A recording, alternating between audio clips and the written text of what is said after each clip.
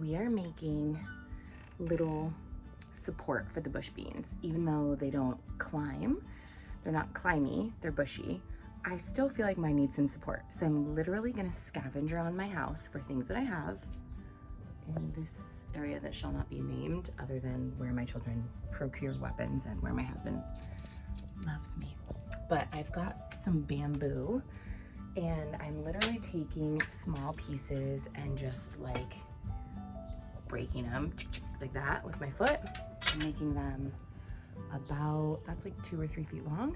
And we're gonna push them in to the bean bed.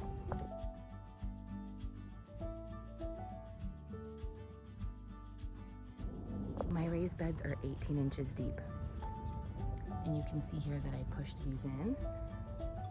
You don't want to disturb the roots if you already have your beans in, which I did when I built this, but I'm just gonna go push them in, and I used 6. So 2 at one end of the bean patch and 2 at the other end, and then 2 in the center. And then I'm gonna show you how I weave my twine around to create just like a little grid so that the plants have somewhere to sort of rest. So they're not just kind of flopping around. It just gives them a little bit more stability, which I feel like, I don't know, the plants just looked like they needed it. And I feel like with a little stability, they'll be even stronger and they can just focus on beaning and giving me fruit, veggie. Finish the job of making this bush bean trellis. I'll show you guys that bamboos worked great. And I did my first round of twine, which honestly I do think strengthens the plant because they can get a little bit unruly. See how they're just kind of leaning? I just feel like the plant's happier when they're upright. So I did this nice little weave. I can probably show you a still shot, but I'm gonna show you it crisscrosses between each of the bamboo. I'm gonna show you exactly how I do it now. Okay, so what I'm gonna do is tie a piece of twine. I always have twine. I always have like dozens of things of twine. You can get them for like $1 at Michael's laying around the house. But I'm gonna tie it to one part of the bamboo and then go around this top edge. So I really just need a little bit of support here. You can even, if you've got beans growing, start to drape them. It's a Japanese beetle. So I create one straight edge here, and then from this, I'm gonna go diagonal across here. And this just creates little triangular pockets and little edges for our plants.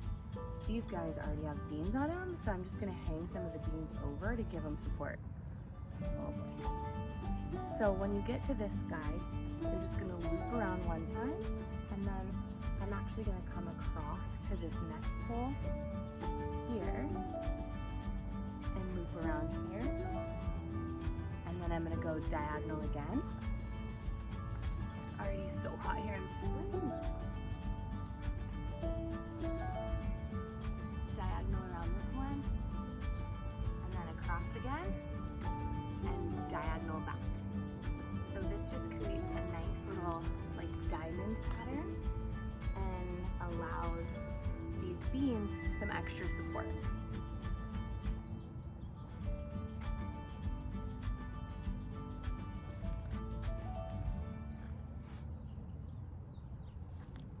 Actually, I'm gonna go straight towards this guy.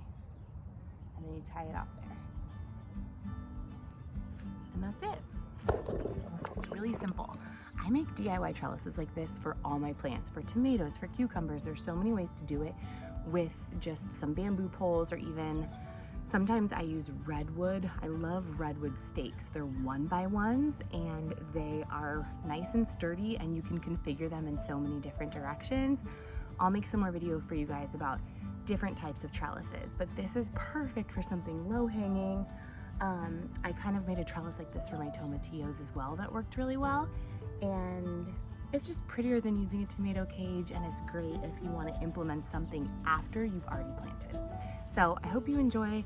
If you did, like, subscribe, you know the drill.